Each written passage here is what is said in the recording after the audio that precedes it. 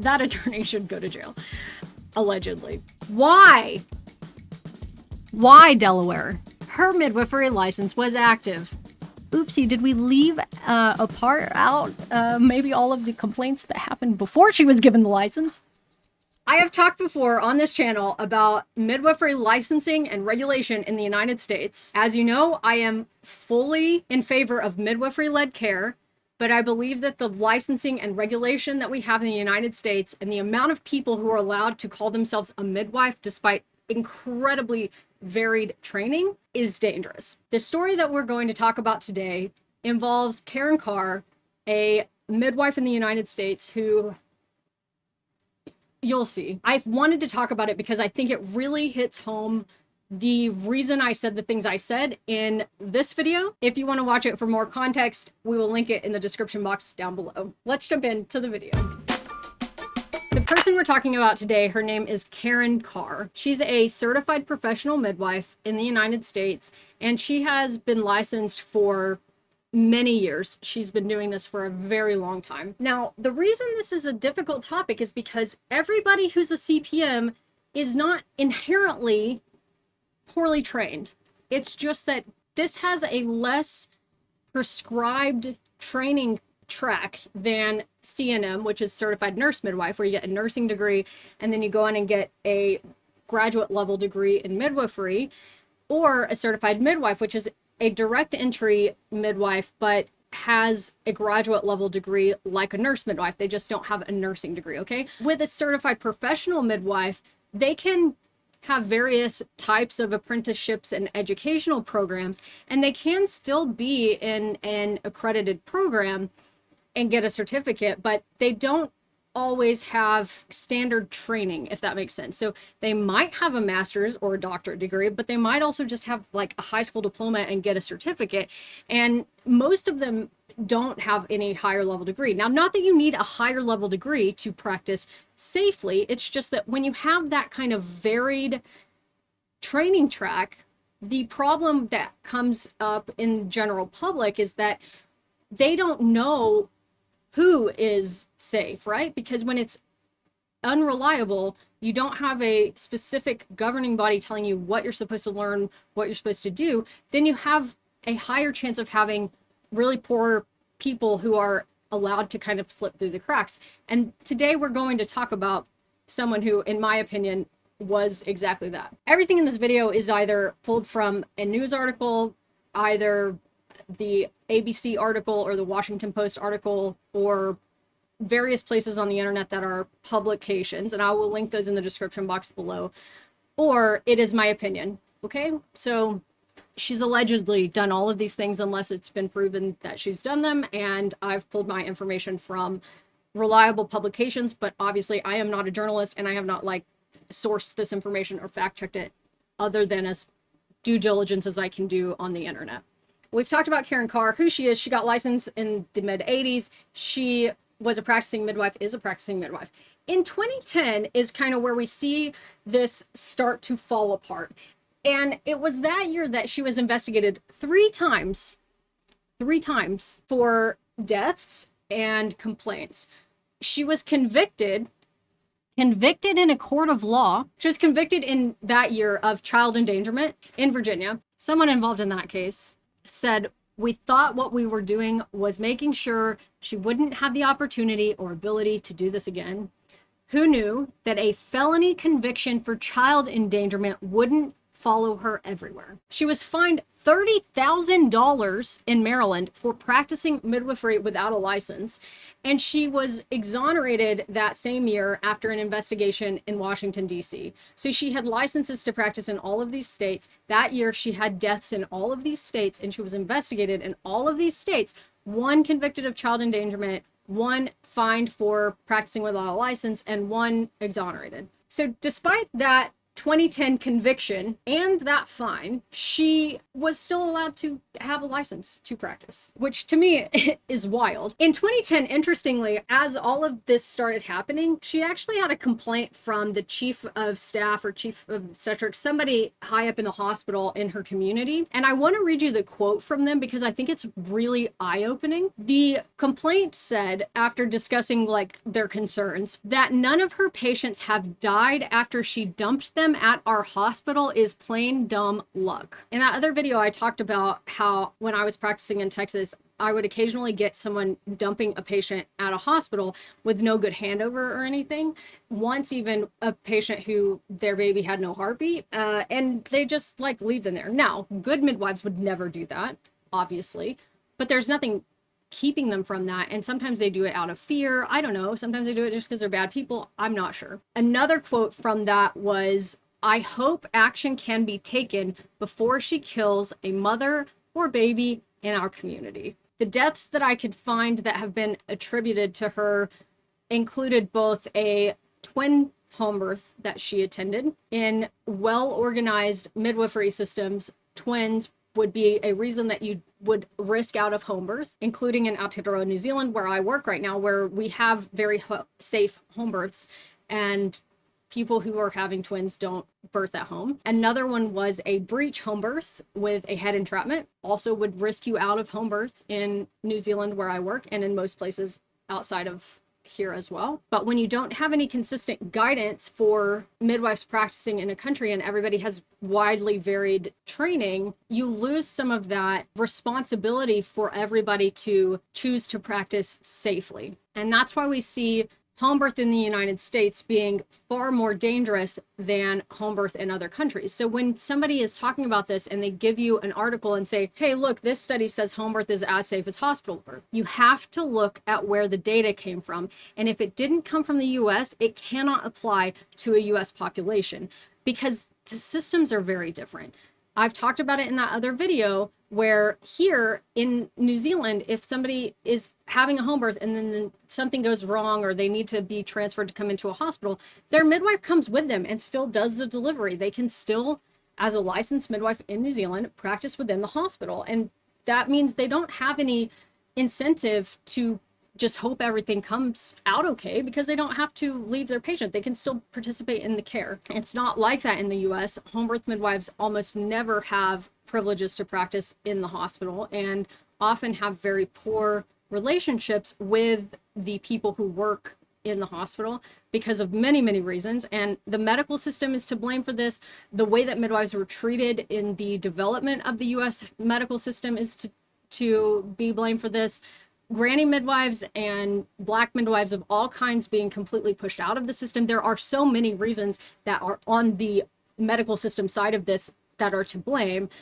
But now we also have to work through things like we're talking about today that contribute to reasons that those relationships continue to stay broken down. It's both sides. Midwives and doctors and hospital systems in the US do not do a good job of integrating well. So after one of those deaths happened, the Children's National Hospital staff had discovered, that's a hospital close to where she was practicing, that she had actually been the home birth provider for 3 babies that were born under her name that ended up dying. And at that point, they convened a conference of experts from Washington, D.C., Virginia, and Maryland. And that was apparently called by the U.S. Attorney's Office in late November of 2010. And they just were going to discuss her work and her practice. At that point, they thought that she should not be practicing, but charges couldn't be brought against her over state lines because of the legal system. And despite the investigation and the convening of experts, they couldn't do anything. So in 2011, she had 6 more felony counts that she was indicted on, including involuntary manslaughter and child abuse. She pled guilty and entered a plea agreement to the child endangerment and performing invasive medical procedures without a license. She spent 5 days in jail, 5 days, and paid a $3,200 fine. She, at that point, agreed to never practice as a midwife in Virginia again. Okay? That was part of her plea agreement. She had to agree that she would not practice as a midwife in Virginia. But you can see now the problem here, right? Because these licenses are by state, and US medical licenses are also by state. But if you have something like this, you can get your entire ability to practice medicine taken away. And if I had this happen to me in Texas and then I went to apply for a medical license in Virginia, I would be denied. They would be like, no, because they can see that this happened and they wouldn't give me a license no matter what. So anyway, she enters this plea agreement, spends 5 days in jail, $3,200 fine, 2011, says, okay, I'll never practice as a midwife in Virginia again. Later that same year was when the DC investigation occurred, where she was charged with engaging in unlicensed midwifery. And they ruled that the type of midwife laws, so I think she was accused of engaging in unlicensed nurse midwifery in DC. So I said she had these investigations and the one in DC exonerated her. Because she was charged with practicing unlicensed nurse midwifery, exoneration was because it didn't apply to her because she wasn't a nurse midwife. She was a CPM.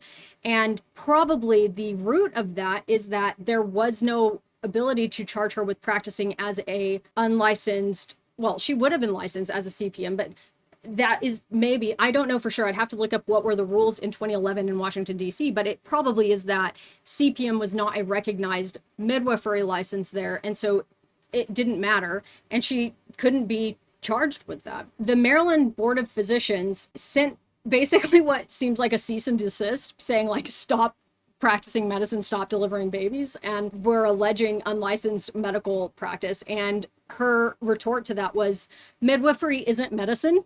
I don't need a license to practice. This doesn't apply to me. Bye. And that's when Maryland said, well, yeah, the judge disagreed. You do actually, and here's a $30,000 fine. So that's a delineation of those 3 investigations that I told you about. At that point, she left the United States. So this was in 2011. She left the US and she went to Haiti and Uganda to work as a volunteer midwife in an underserved rural community. This is interesting because I just randomly was like, I'm going to look and see if this woman has an Instagram. She does. I have looked her up before because when all this first was happening in 2011, I remember she was her patients came out in droves to defend her. And I remember reading about it in medical school, but I didn't know all the rest of it. So the comments are just ripping her to shreds now, just not people that are very happy with her. But she has this photo here and she posted it in 2020 from my unforgettable time in Uganda where I taught midwifery and attended several births. What? Did we forget that we left the United States because we had so many allegations of practicing without a license, child endangerment? That wasn't even an allegation. You pled guilty to it. Oops, forgot that also, yeah, I went to Uganda to teach and attend births because I was basically run out of the United States for a period of time, allegedly. In 2017, she then applied for midwife licenses in Delaware, Wisconsin, and Maryland. Why? After you have done what you've done, and also one of your investigations was in Maryland, would you then apply for a license in Maryland? She was granted a Delaware license. Why? Why Delaware? Why would you do this? Why would you give this person a license? Wisconsin said she was not going to get a license because she was an unreasonable risk to the public. Thank you, Wisconsin. You're doing the Lord's work over there. I couldn't find the outcome of the Maryland license in the article that I was reading, but regardless, I think it's absolutely comical that she applied for a license in Maryland. In 2020, 3 years later, so she must have been denied in 2017. In 2020, she was actually granted a license in, you guessed it, Maryland. Just in time for people to start seeking home birth for another reason, COVID-19, when medicine and hospitals, in my opinion, went absolutely batshit insane and started banning people from having labor partners there with them, doulas with them at births because of COVID, just taking away babies after birth and putting them in the nursery for no reason. I very much take issue with the way that my hospital handled the early stages of the pandemic and many other hospitals as well. And it was a perfect season for her to get relicensed and get to start delivering more babies at home. So this is primarily going to start with discussions of a baby called Sophie Rose. And this baby was the baby of Anthony and Tori. Oh, I can't remember their last name. It starts with a D. And, oh, it's right there. DiVincenzo. Sorry, I butchered that. I should have just said I should have just not noticed that it was there.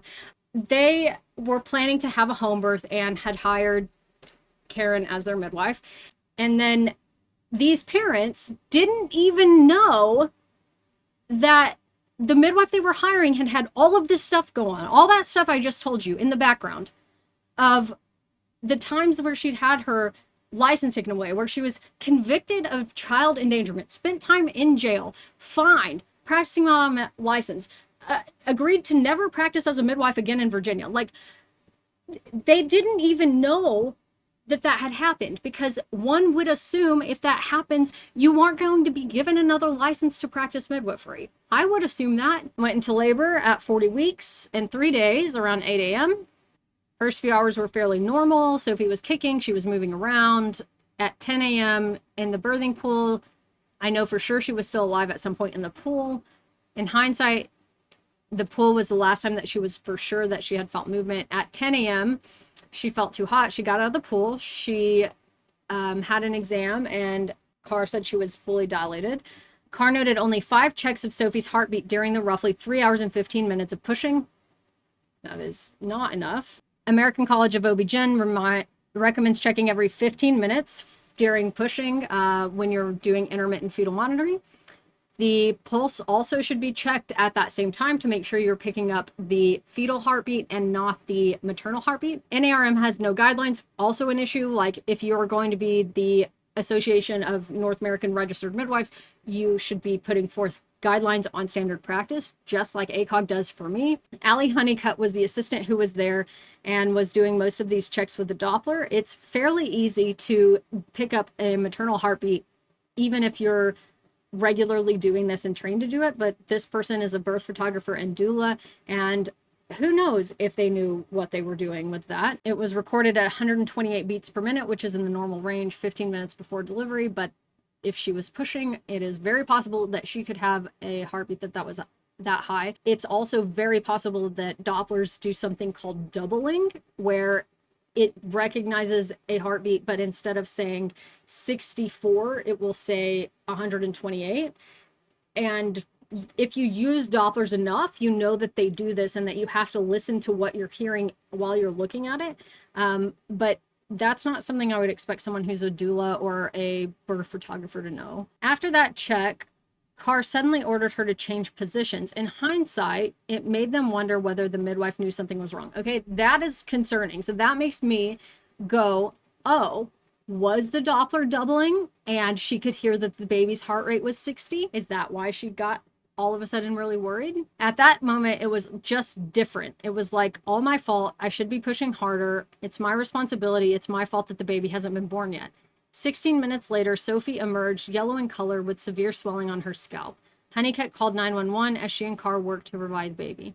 Sophie was hurried to an ambulance. Kenneth Miller, Calvert County's EMS chief, followed a sheriff's deputy outside, and the comments were captured on body cam footage. All right, we'll watch this interview with Tori. The next 3 hours, we're moving positions constantly. Okay, let's put her in this position. That's not working. Let's try this. Get on the birth stool. Push harder. You know, just do like one more push, one more push. It was always one more.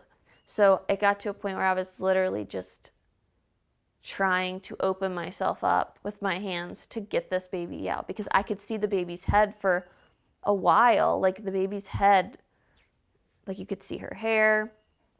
It was too long, but at the time I didn't know. So when we started questioning our midwife, she admitted that she had no pulsation in that cord, and then she still continued to push for 2 additional hours with no pulsation in that cord of that child, which meant that there was no circulation in that child. Okay. And to me, that would have been a red flag. Immediately call 911 if there's a problem.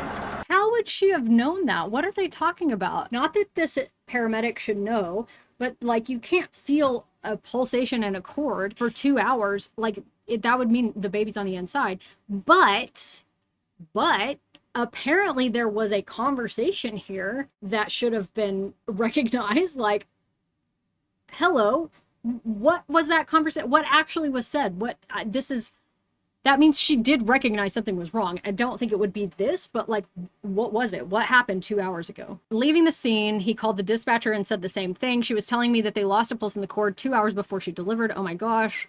Carr denied saying that. I don't know how you would, she probably didn't say that because I don't understand what she would be talking about, but she said something. 3 OBGYNs who reviewed this case for the Post said Sophie's appearance, which is documented in a birth video taken by the mom, looks like a baby that's been dead longer than 16 minutes. Wow. My main takeaway is that this midwife missed a dead baby for a long period of time in labor because she wasn't monitoring the heart rate appropriately. I have never delivered a baby who was expected to be alive who was so clearly dead for so long. I've never seen photos like that ever. Tori filed a complaint. Board of Nursing suspended Carr's license, alleging she was grossly negligent and posed a serious danger to the public health, safety, and welfare.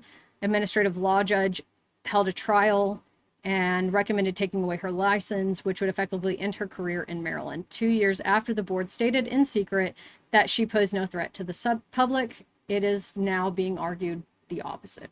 A year after Sophie's death, Carr's administrative trial began out of public view. Case was overseen by that judge who focused not on whether she was responsible for the death, but whether there were any violations to the state's midwifery regulations.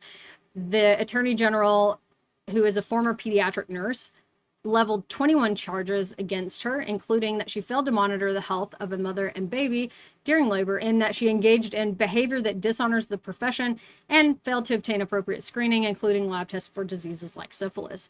State's expert witness, a certified nurse midwife, contended that Carr's actions were out of line with internationally accepted midwifery standards, including appropriately checking the patient and the baby's heart rates during labor. International standards, right? International standards. We should be following international standards in the United States, where we already have worse outcomes. Defense says that she's not at fault. We all have our own standards. Okay, I don't really think that works when you're talking about like professional licensing and medical care and stuff, but sure, that attorney should go to jail, allegedly. Since receiving the license, she's been to more than 150 births and has had no complaints until this one. Sure. That was how long was it? 2 years. Now she's went to 150 births in 2 years and had no complaints, but oh, oopsie, did we leave a part out? Maybe all of the complaints that happened before she was given the license. McSherry asked whether the last record of Sophie's fetal heart rate could have been taken earlier than it was put into the notes, and she said it could have been. Had Carr written down the heart rate right after she listened and just added the time? No, I just had it in my head. I've been doing this for so long. I often listen and don't even count. I can see that. Sometimes you listen and you know it's in a normal range, but that's just not appropriate when you're supposed to be documenting it. I will do that, and then only in a scenario where I'm not like supposed to be documenting the rate. You can't just make it up. The state attorney general asked how often she checks the fetal heart rate during delivery, and she said, I don't have a particular plan for that. Let me just say it that way. Meaning, she probably doesn't. Chief Miller has no reason to lie about Ms. Carr and what she said about the pulseless cord. Said in closing, it appears something happened for her to have said that. Now, whether it was a prolapse cord or something else, we will never know because nothing was documented, and now she's saying she'd never had it. That's my feelings too. Like, she said something and it doesn't make sense, but she said something. He wouldn't have any reason to make that up. Lack of documentations lets her fill in the gaps with whatever information that she wants, and there's no standards for how often they should be listening, except there are a lot of standards. She just didn't follow them. During the defense closing arguments, Tori's allegations of an unfortunate mixture of misunderstanding, misperception, and some element of anger born of grief. That is what the attorney said of the mother, that this is an unfortunate mixture of misunderstanding, misperception, and some element of anger born in grief. 3 months after the trial, Tori had been growing impatient, so she went to the Board of Nursing's website, typed in Carr's name, and found Her midwifery license was active. Took a screenshot, sent it to McCoy. This can't be true. Hi, Tori. McCoy responded, yes, not the outcome that was expected. McCoy had made her feel confident in the case. Now she said, it felt like my daughter dying meant nothing. Choi laid out her reasoning in a 61-page ruling that illustrates the legal complexities in determining whether a midwife is at fault. Maryland law made it clear that CPMs could lose their licenses if they acted in a way that was inconsistent with generally accepted professional standards. Choi had heard hours of dueling testimony about how those standards should be defined. Problem we were talking about earlier, we have to have defined practice standards. In the end, Choi faulted Carr on just one issue. She failed to order syphilis screening as required by the law. Carr's license would be restored. She was free to practice. That is the outcome of this. Again, all opinions in this video are opinions only, and they are my own opinions. Don't sue me because they're my opinions, but in my opinion, this is the wrong decision, and I cannot believe that this is what happened. Death rate for infants born in hospitals was 4 for every 10,000, and for planned home birth attended by midwives was 9 for every 10,000. Notably, it should be higher in a hospital, right? Because a hospital is where you deliver babies that are expected to be ill. A hospital is where you have complicated, higher risk deliveries. It should never be equal or more at home. It should be less at home, if only purely because of the acuity bias of people planning to deliver in hospitals. This is the most important, in my opinion, part of this article, and something that I really try to get across in the video I've posted and every time I talk about this. The long-running career of Karen Carr highlights a troubling reality. A patchwork of inconsistent laws and limited accountability make it difficult for expectant parents considering a home birth to evaluate a midwife's record and make an informed decision about one of the most critical events of their lives. Although the full scope of Carr's history remains out of public view, the post unearthed new details through public records that show over 2 decades, efforts by officials in multiple states to prevent her from practicing have largely failed. This is why I talk about this. This is why, despite being a massive proponent of midwifery-led care, I don't think the way that it is happening in the United States at the current time would improve the safety of birth if we just said, okay, everybody now sees a midwife and you only see an obstetrician for a high-risk pregnancy. That is how it works here. But in the US, if we just did that, it would not make birth safer. If you're choosing a home birth to feel empowered and have more control over your own body, that's fine, but it shouldn't be because you don't think you'll get that and don't often get that in a hospital. It is a real problem how paternalistic and not patient-centered birth care is in the United States. And obviously that doesn't mean everybody who is a labor and delivery nurse or a hospital midwife or an obstetrician is bad or doesn't recognize autonomy. It's just not the default, and it's not something that should push somebody out of the medical system. If you just want to have a home birth, that's fine if you are informed. I have a video on home birth in the United States. It's a fairly balanced view and a look at the data, but it shouldn't be because you don't think you can have autonomy in a hospital. That should never be what happens. Talking about being allowed to eat and drink in labor. And I have a video on that where we've talked about, you know, why that is a rule in a lot of hospitals and why I find it absolutely crazy that we treat somebody who is in labor in a low risk pregnancy as like an emergency waiting to happen and don't let them eat. That's wild. And that's not science-based. That's not data-driven, and it's not offering autonomy. And so I think this is a very important point that we shouldn't ignore. So most home births are attended by CPMs, which is the license that she has, and usually they don't have hospital privileges. The reason for this is manyfold, but the fact that there's no overlap between the people who offer home birth and the people who deliver in hospitals is a real problem, because you need to have comfort to be able to be in both settings and witness how things happen in both settings. And like, I've never been to a home birth. I would love to attend a home birth, but I don't really have the ability to do that because it becomes a problem with, like, if something goes wrong, I'm the most trained person there, even though I wasn't there to provide care. I was just observing, like, what are the legalities of that? How does it affect your license? So I just don't even think I would be safe to do that as an OB-GYN. So this is a problem as well. And then this is the data that I was talking about. So according to CDC post-analysis data, that looked at, and I can pull these studies if we want, I'll link them in the description box below for those watching on YouTube. Full-term infants in the United States are twice as likely to die after a planned home birth attended by midwives than those delivered in hospitals by any provider, including midwives, according to this data. And I think that's a really important point. Now, as I always talk about when we discuss risk, it is still very important that we remember the absolute risk. People often look at this data and they go, well, actually, I know a lot of people who've had a birth at home and none of their baby died. Yeah, birth is usually safe, right? So the absolute risk of you becoming the people in this Washington Post article is really low. That's not something that happens very often. But the risk compared to delivering in the hospital with the same license of provider, a midwife in the hospital, a midwife at home, is, and I guess the licenses, well, yeah, I mean, some of the home birth midwives are nurse midwives and certified midwives as well. So yeah, the risk is higher with the same provider at home. And it's because of the lack of integration of the system and the way that training is done. And this is an often contended point, and I just always say, like, you will not find data that home birth in the United States is as safe as hospital birth. You will find data that home birth is as safe as hospital birth, but not on data that's done in the US. Yeah, so this Oregon State professor says it's because the systems are not well regulated, and I would argue not well integrated. It's difficult also to get this data, but you also have this issue of, like,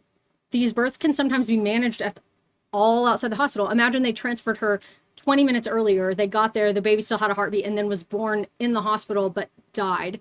And they talked about in the background when we were going through it, finding like a few babies that had died in the NICU after having been cared for at home by this midwife, allegedly. And that is something that can happen too, that also skews the numbers. So if anything, it would be skewed still in favor of home birth looking safer than it actually is, because you can have a patient who does everything outside the hospital and something happens up and, like, while they're not there and they're transferred, they finally get transferred, have a C-section, but it should have been done 2 hours ago, and the baby has a bad outcome. Well, that still should technically count into the home birth side, but it's counted into the hospital birth side. I hope that this prompts everybody to talk about this, to share Sophie's story, to make it known that we deserve better. My primary goal in talking about this, in talking about midwifery licensing in the United States, in talking about the health system and integration in the United States, is always that I believe that we should be trying to make birth as safe as possible and as patient-centered as possible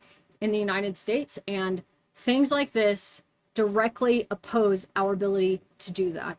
We have to have standard of care regulations for midwives in the US. We have to have a protected title. We have to have standardized training, licensing, and oversight across states and across midwife types. This is unacceptable and heartbreaking, and I don't know what else to say. It's infuriating.